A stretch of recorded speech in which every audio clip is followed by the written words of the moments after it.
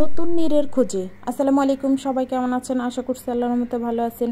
এর আগের ভিডিওতে দেখিয়েছিলাম যে আমরা বাসা ছেড়ে দিয়েছি, এখন নতুন বাসা কোনটা নিলাম সেটাই আপনাদের সাথে শেয়ার করতেছি।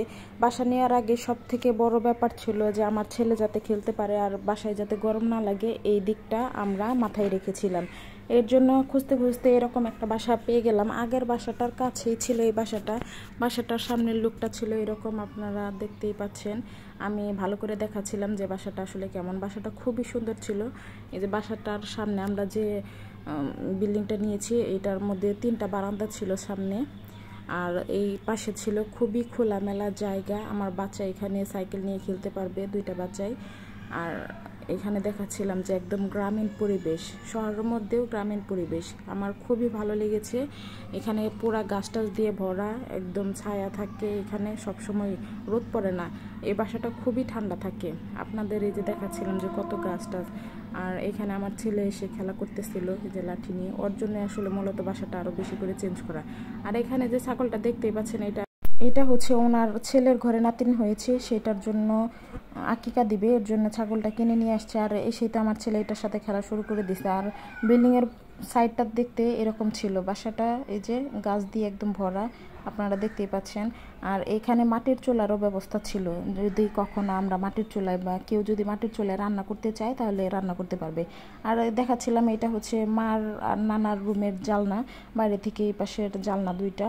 আর এই যে 2টা মাটির চুলা, যে যার ইচ্ছা যদি মাটির চুলায় রান্না করতে চায় তাহলে রান্না করতে পারবে, মানে সব সুবিধাই ছিল। আর এই ঘরটা দেওয়া হয়েছে যাতে মোটরসাইকেল রাখতে পারে সেই জন্য। আর এটার পিছনেও আবার খোলামেলা অনেক জায়গা ছিল। আর মেন দরজা ছিল এই যে এই দিক দিয়ে সবাই ওঠানামা করে। আর আমাদের দরজা ছিল অন্য দিক দিয়ে, সেটা একটু পরে শেয়ার করতেছে। আর মাছ টাছ এনে ঘরের ভিতরে কাটা লাগবে না, এই যে ওনার আন্টিরা বলছে যে এইখানে কেটে ধুয়ে ঘরে নিতে পারবে। ওনারা এরকমই করে, এখানে কেটে ধুয়ে তারপর ঘরে নিয়ে যায়, ঘর যাতে নোংরা না হয় এর জন্য।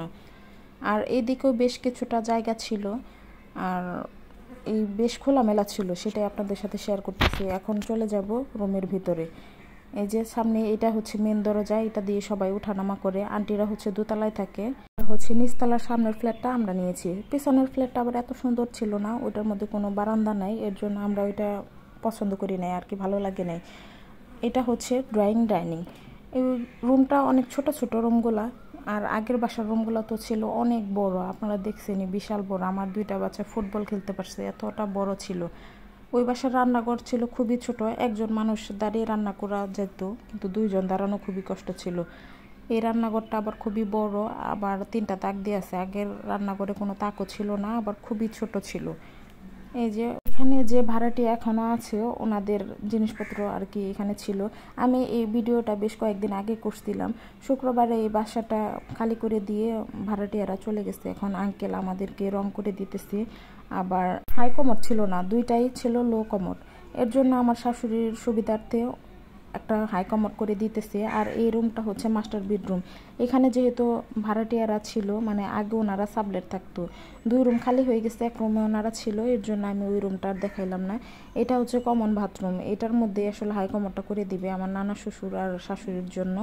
আর এটা হচ্ছে আমার শাশুড়ির রুম। এর আগে আমি আমার নানা শ্বশুরের রুমটা দেখিয়ে আসি, মানে এ থেকে এসে একদম সরাসরি কেচে গেট থেকে ঢুকে ফার্স্টে হচ্ছে ড্রয়িং রুম, এরপরে এই যে আমার নানা শ্বশুরের রুম। এই রুমটাও অনেক বড় ছিল। আসলে আগের বাসার রুমের থেকে সবগুলো রুমই ছোট, কিন্তু এখানে ঠান্ডা আর খোলামেলার জন্য এই বাসাটা নেওয়া। এই যে রুম একদম কেচে গেট থেকে পাশেই ডান পাশে এই রুমটা। এরপরে হচ্ছে আমার শাশুড়ি মায়ের রুম। এই যে এটা হচ্ছে আমার শাশুড়ি মায়ের রুম, এইখানেই ছিল এই যে কমন বাথরুমটা। এই ঘরের মধ্যে 2টা জানলা ছিল, খুবই বড়। আর বাইরে যেহেতু গাছ, এইখানে এত গরমের মধ্যেও আমরা যে দাঁড়িয়েছিলাম কোনো ফ্যানের দরকার হয়নি, এতটা ঠান্ডা ছিল। আর এই দরজা দিয়েই বাইরে বারান্দায় যাওয়া যায়। এখানে মেনলি 3টা বারান্দা, আপনারা দেখলে বুঝতে পারবেন। এই যে ডান সাইডে মার রুমের সাথে একটা বারান্দা, এটাই দেখাচ্ছিলাম আমি। খুবই সুন্দর খোলামেলা। আগের বাসার মধ্যে যেহেতু একটা বারান্দা, এটাই 3টা বারান্দা, আমার খুবই ভালো লাগছে। এখানে যে মেন আরেকটা বারান্দা, এখানে ওনারা সোফা রাখছে।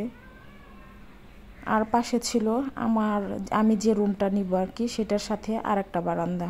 আর এখানে যেহেতু ওনারা আসছে, এর জন্য আমি এই রুমটা আর দেখাইলাম না। এই রুম থেকেও এই বারান্দা দিয়ে সরাসরি একদম বাইরে যাওয়া যায়। আমাদের সব সময় কেসি গেট খোলা লাগবে না।